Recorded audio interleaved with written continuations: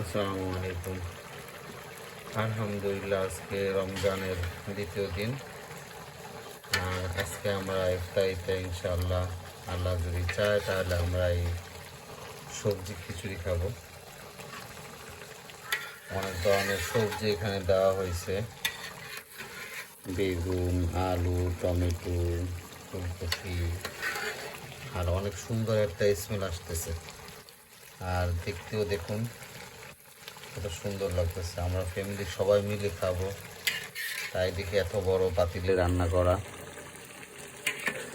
আমরা জয়েন্ট ফ্যামিলিতে বসবাস করি, তো তাই তো সবাইকে রমজানের শুভেচ্ছা এবং আল্লাহ তাআলা এই রমজানের রহমত যাতে সবাইকেই দান করে, দোয়া করি। ভালো থাকবেন। আসসালামু আলাইকুম।